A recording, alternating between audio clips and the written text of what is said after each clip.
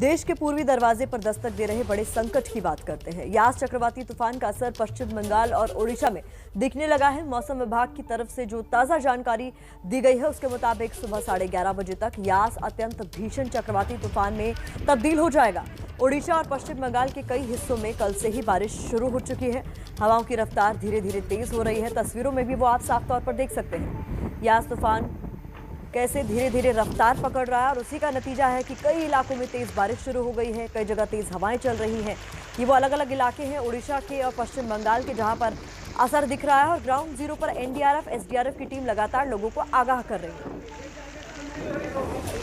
तो 3 तस्वीरें आपको दिखा रहे हैं उड़ीसा की। आप देखिए जगत सिंहपुर की ये तस्वीर, चांदीपुर की और दीघा पश्चिम बंगाल की ये तस्वीरें जहां पर युद्ध स्तर पर तैयारियां की जा रही हैं यास से निपटने के लिए। तूफान से पहले रौद्र रूप लेता समंदर।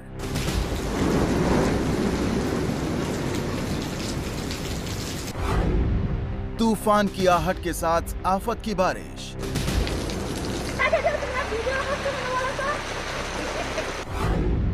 तूफान के इम्तिहान के लिए जवान मुस्तैद।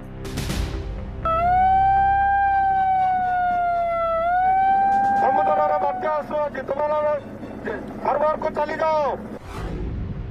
यास पर ओडिशा से दिल्ली तक बैठक।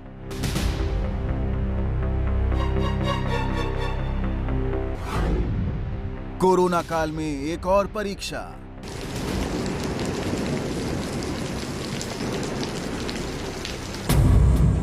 देश का पश्चिमी हिस्सा अभी ताउते की तबाही से उबर ही रहा है कि पूर्वी हिस्से पर यास ने अपना रंग दिखाना शुरू कर दिया है। पश्चिमी बंगाल की खाड़ी में बन रहे गहरे दबाव का क्षेत्र अब यास चक्रवाती तूफान में बदल गया है। धीरे धीरे यास की धार तेज हो रही है। ओडिशा पश्चिम बंगाल के कई हिस्सों में बारिश और तेज हवाएं भी शुरू हो गई हैं। मौसम विभाग के मुताबिक आज यास भीषण चक्रवाती तूफान में बदल जाएगा और कल सुबह तक ये अत्यंत गंभीर रूप ले लेगा।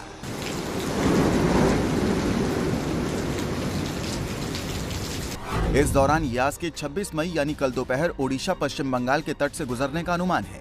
इस दौरान 155 से 165 किलोमीटर प्रति घंटे की रफ्तार से हवाएं चल सकती हैं। ओडिशा के बालासोर जिले में यास के तट से टकराने की आशंका है। सबसे बड़ी चुनौती ये है कि यास अपनी दिशा भी बदल रहा है। थल सेना, वायुसेना, नौसेना, कोस्ट गार्ड, ओडीआरएफ, राज्य सरकार की जितनी भी टुकड़ियां हैं उन सबको तैनात कर दिया गया है। ये ध्यान में रखा जा रहा है कि मी-17 के करीब 1 दर्जन हेलीकॉप्टर्स हैं। AN-32 जिसे मालवाहक विमान माना जाता है वो 4 तैनात हैं। डॉनियर तैनात हैं। ये तो उन सारी टुकड़ियों की बात है और फोर्सेस की बात है जो लगातार तैनात हैं। लेकिन समुंदर में भी उठ रही है लगातार लहर। दस्तक दे चुका है साइक्लोन यास। अगले कुछ घंटे बड़े चुनौतीपूर्ण होंगे उड़ीसा के लिए। लेकिन ये इतनी बड़ी चुनौतियां क्यों हैं? क्योंकि दरअसल साइक्लोन यास जो है यास बार बार अपना रास्ता बदल रहा है, कोनिकल शेप में आता है। बालासोर, भद्रक, केंद्रपारा और जगत सिंहपुर में सबसे ज्यादा असर रहने का अनुमान है। इस दौरान 120 से 165 किलोमीटर प्रति घंटे की रफ्तार से हवाएं चलेंगी और भारी बारिश होगी। ओडिशा के साथ साथ पश्चिम बंगाल पर भी इसका बड़ा असर रहने वाला है। यास की आहट से पश्चिम बंगाल में भी सोमवार से ही मौसम बदलने लगा। कई जगहों पर समंदर के किनारे रेड अलर्ट घोषित कर दिया गया। ये जो जगह है यहाँ रेड अलर्ट जारी कर दिया गया है। कहा गया है कि लोगों को बाहर ना निकले और धीरे धीरे बारिश भी तेज होने लगी है। और आज यहाँ 40 से 50 डिग्री, शाम से 40 से 50 किलोमीटर पर आवर यहाँ हवा की गति रहेगी और ये धीरे धीरे बढ़ता रहेगा। और 26 तारीख को ये 90 से 100 किलोमीटर प्रति घंटा और 110 किलोमीटर तक भी पहुंच सकती है हवा की गति। मौसम विभाग के मुताबिक पश्चिम बंगाल में झारग्राम, पूर्वी और पश्चिमी मेदिनीपुर, उत्तर और दक्षिण 24 परगना जिले, हावड़ा, हुगली और कोलकाता में कुछ जगहों पर भारी बारिश का अनुमान है। चक्रवाती तूफान यास पर नजर रखने के लिए पश्चिम बंगाल की ममता सरकार ने सचिवालय नबन्ना में एक नियंत्रण कक्ष बनाया है। पश्चिम बंगाल से लेकर ओडिशा तक में राज्य और केंद्र की टीमें मुस्तैद हैं और लोगों को सुरक्षित ठिकानों तक पहुंचा भी दिया गया है। साइक्लोन यस के परिप्रेक्ष्य में यहाँ पर ओडिशा के वल्नरेबल डिस्ट्रिक्ट्स में सारे अरेंजमेंट्स सेटअप कर दिए गए हैं। प्री साइक्लोन एक्टिविटी और पोस्ट साइक्लोन वर्क को चॉकआउट किया गया है, एनालाइज किया गया है। वी आर कॉन्फिडेंट कि रिलीफ और रेस्क्यू ऑपरेशंस में प्रॉम्प्टनेस और हाई प्रोफेशनलिज्म के साथ ये सारी कार्यरत करेगी। चक्रवाती तूफान यास से निपटने के लिए केंद्र और राज्य पहले से ही तालमेल बनाकर काम कर रहे हैं। ओडिशा, बंगाल, तमिलनाडु, झारखंड और आंध्र में एनडीआरएफ की 109 टीमें तैनात की गई हैं, जिसमें ओडिशा में एनडीआरएफ की 44 टीमें तैनात हैं और 8 टीम रिजर्व पर हैं। पश्चिम बंगाल में 32 टीमें तैनात हैं और 3 टीमें अलर्ट पर हैं। अभी के समय 100 से ज्यादा एनडीआरएफ की टीमें साइक्लोन यास की ड्यूटी पर लग जाएंगी। इस बार ये प्रचेष्टा है, डीएम लेवल तक भी वार्ता की गई है कि किसी भी जान माल की क्षति ना हो, कम से कम किसी की जान ना जाए और जीरो कैजुअलिटी का जो टारगेट है हम लोग उसको हासिल कर सकें।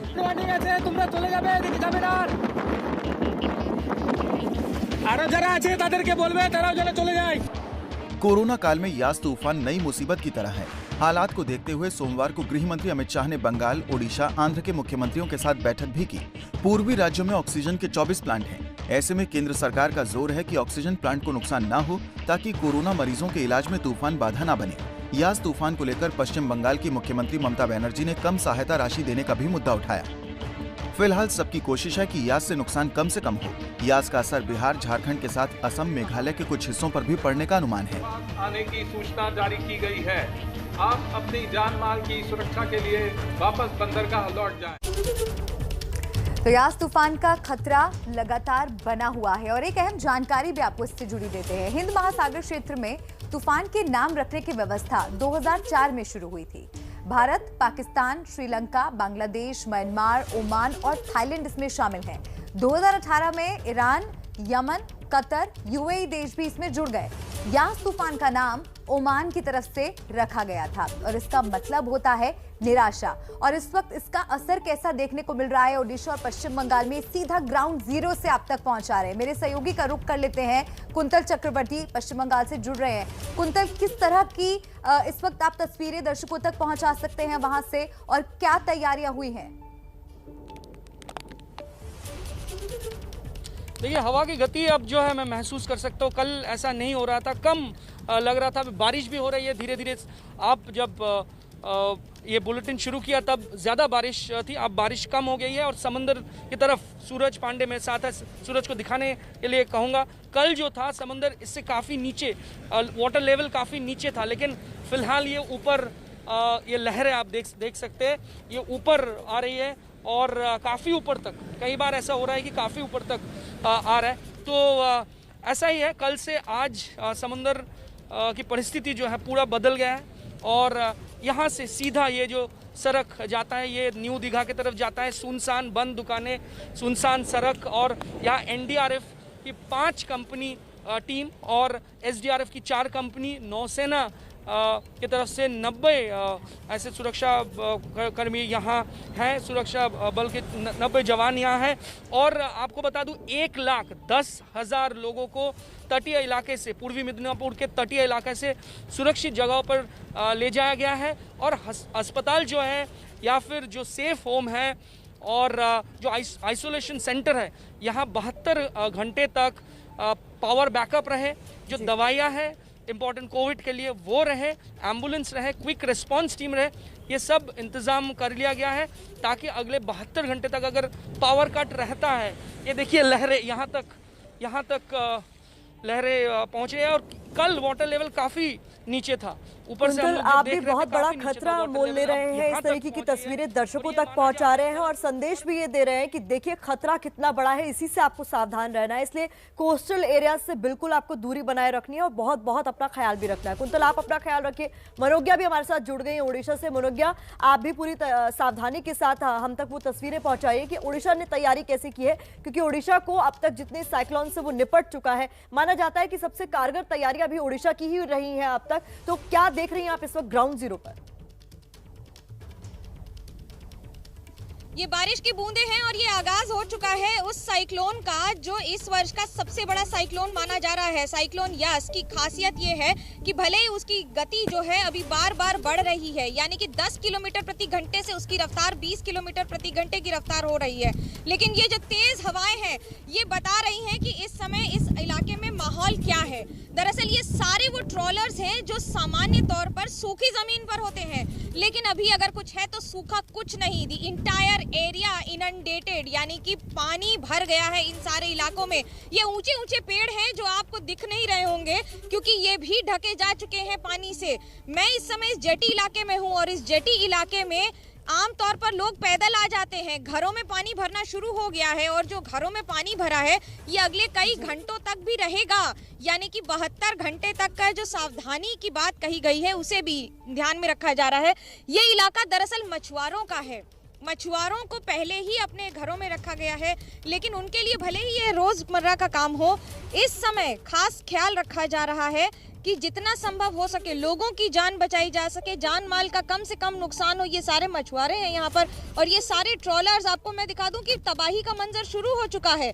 ये जो ड्रम्स हैं, ये जो बाकी जो लकड़ी का सामान है या फिर ये जो पट्टे यहाँ पर गिरे पड़े हैं, ये भी आपको बताएंगे कि किस तरह से पानी बढ़ना शुरू हो गया है कोस्टल इलाकों में, तटीय इलाकों में, और लोगों को सुरक्षित स्थान पर पहुँचाने की पूरी राज्य सरकार की कोशिश है, लेकिन चुनौती भी बहुत बड़ी है। तस्वीरें वाकई डरा रही हैं और एक बार फिर से हम कुंतल के पास चलते हैं। कुंतल, आप भी तस्वीरें दिखाइए क्योंकि मनोज्ञा जो तस्वीरें दर्शकों तक लगातार पहुंचा रही है उससे एक बात तो साफ है कि यास अपने साथ तबाही लेकर आएगा।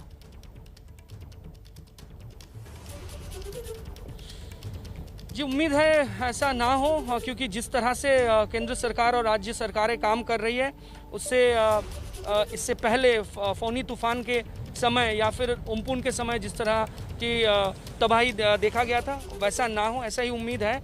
और इसीलिए तटीय इलाकों से लोगों को हटा लिया गया है। 1,10,000 लोगों को हटा लिया गया है सुरक्षित स्थानों में। और आपको जो मैं बता रहा था कि राज्य सरकार के सामने बंगाल में एक सबसे बड़ा चैलेंज जो है वो है कोविड, और कोविड काल में इसीलिए अस्पतालों में, सेफ होम्स में और जो आइसोलेशन सेंटर्स है वहाँ सब कुछ ठीक ठाक रहे अगले 72 घंटे तक। ये चैलेंज है राज्य सरकार के सामने और उसको ठीक से देखा जा रहा है। जो जिला अधिकारी है अलग अलग जिलों में या फिर जो पुलिस फोर्स है वो भी काम कर रही है एक साथ। और वापस आपको दिखाऊंगा समंदर की तस्वीरें। और कल मैं जो ये देखिए, कल वाटर लेवल काफ़ी नीचे था, ये दीघा में आम समय तो पर्यटकों का मेला लगा रहता है और यहाँ नहाने के लिए भी लोग आते हैं। सेफ है ये समंदर के ये इलाका जो है, बाकी समय साल के बाकी समय सेफ रहता है, लेकिन अभी देखिए किस तरह की स्थिति यहाँ है। सूरज वापस से आप अगर थोड़ा बहुत दिखाएं, ये देखिए कल वाटर लेवल काफ़ी नीचे था और ऊपर से हम लोग जब देख रहे थे तो शायद ही यहाँ तक आ रही थी। अब देखिए क्या है, और ये धीरे धीरे वाटर लेवल ऊपर जा रहा है। जो तस्वीरें आप दिखा रहे हैं वो चिंता पैदा करती है, लेकिन इसको लेकर चूंकि लगातार आप अपडेट दे रहे हैं कुंतल, आपका ये कहना है कि ग्राउंड पर तैयारियां पूरी है। काले बादल छाए हुए थे, ऊंची ऊंची लहरें उठ रही थी, ऐसे में आप सभी को सावधान रहने की जरूरत है, घरों में ही रहिए। पिछले हफ्ते अरब सागर में आए तूफान ताउते ने हजारों लोगों की जिंदगी में भी तूफान ला दिया था। ताउते के दौरान आपको याद होगा समंदर में बार्ज भी डूब गया था जिसमें 66 से ज्यादा लोगों की जान चले गई थी। अब उसी का एक दिल दहला देने वाला वीडियो सामने आया है।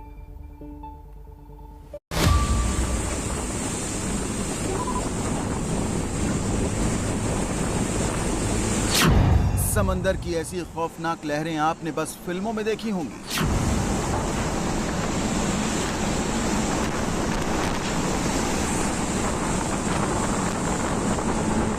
समंदर के ऐसे रूप को देखकर रूह कांप जाए।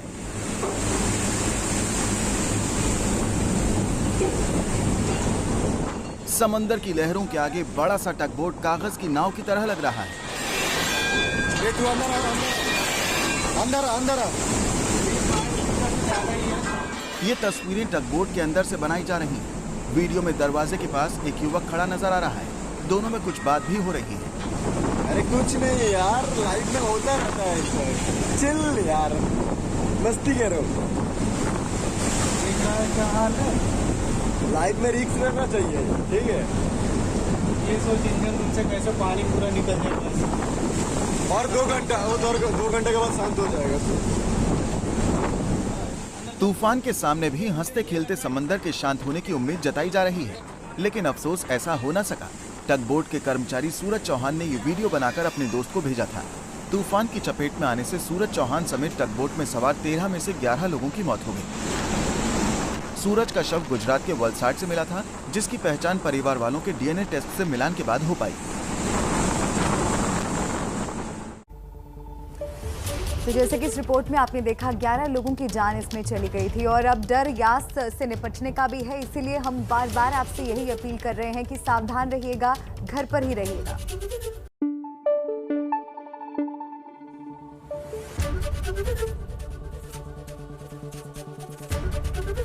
एबीपी न्यूज आपको रखे आगे।